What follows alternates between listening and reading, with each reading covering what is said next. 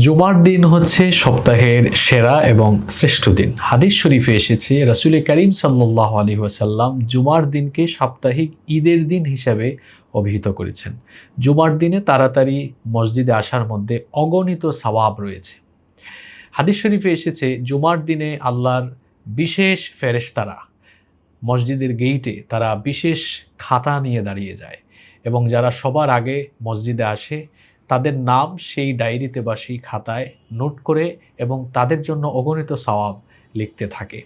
যখন ইমাম সাহেব মিম্বরে আরোহণ করে খুতবা আরম্ভ করেন তখন সেই খাতাটি তারা বন্ধ করে তারাও খুতবা শুনতে বসে যায়। এরপরে যারা মসজিদে আসেন তারা আল্লাহ তাআলার কাছে ভিআইপি বান্দা বা রহমতপ্রাপ্ত বান্দা হিসেবে তারা বঞ্চিত হয়ে যান।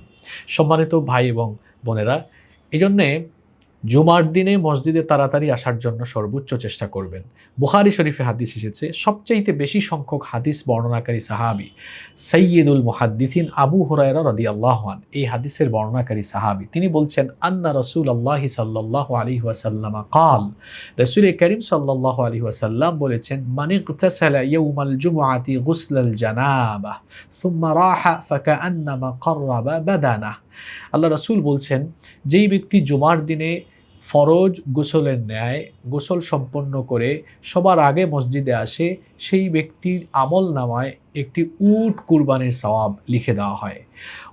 ওয়ামান রাহা ফিস সাআতি সানিয়া ফাকাআন্নামা কাররাবা বাকারা। অতঃপর দ্বিতীয় পর্যায়ে যেই লোকটি মসজিদে আগমন করে তার আমল নামায় একটি গরু কুরবানির সওয়াব দান করা হয়। ওয়ামান রাহা ফিস সাআতি সালিসা ফাকাআন্নামা কাররাবা কাবশান আকরান। অতঃপর যে ব্যক্তি তৃতীয় পর্যায়ে মসজিদে গমন করলো, প্রবেশ করলো, সে যেন সিংওয়ালা একটি দুম্বা আল্লাহর রাস্তায় কুরবানির সওয়াব অর্জন করলো। ওয়ামান রাহা ফিস সাআতির রাবিআ ফাকাআন্নামা কাররাবা দাজাজা।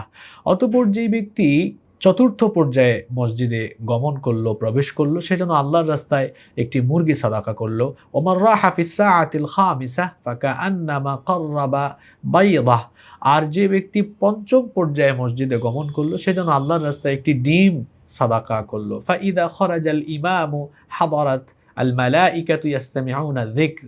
অতঃপর যখন ইমাম সাহেব মিম্বরে আরোহণ করেন তখন তারাও সেই খাতাটি বন্ধ করে ইমাম সাহেবের খুতবা শুনতে বসে যায়। সুতরাং আমরা জুমার দিনে যেন দেরি করে মসজিদে না যাই। অনেকে আছেন জুমার দিনে খুব দেরি করে মসজিদে যান, এতটাই দেরি করেন যে খতিব সাহেব বা ইমাম সাহেব যখন সালাতে দাঁড়াবেন ঠিক সেই সময় হুড়াহুড়ি করে তারপরে গিয়ে সালাতে দাঁড়ান। এরকম যেন আমরা না করি। বরং অন্য আরেকটা হাদিস এভাবে এসেছে, যেই ব্যক্তি জুমার দিনে সুন্দর করে গোসল করে অজু করে সুন্দর পোশাক গায়ে দিয়ে মসজিদে যায়, তারপরে ইমাম সাহেবের খুতবা মনোযোগ সহকারে শুনে জুমার সালাত আদায় করে, এক জুমা থেকে নিয়ে আরেক জুমা পর্যন্ত তার সগীরা গুনাহগুলোকে আল্লাহ তাআলা মাফ করে দেন।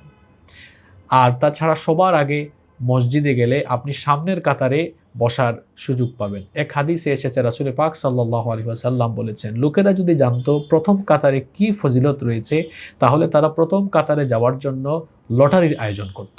তার মানে প্রথম কাতারের বিশেষ একটি সওয়াব বা ফজিলত রয়েছে। এজন্য প্রিয় ভাইয়েরা, আসুন জুমার দিনে আমরা অলসতা না করে তাড়াতাড়ি মসজিদে গমন করে এই সওয়াবের ভাগীদার হই। আল্লাহ তাআলা আমাদেরকে তৌফিক দান করেন। আসসালামু আলাইকুম ওয়া রাহমাতুল্লাহি ওয়া বারাকাতুহু।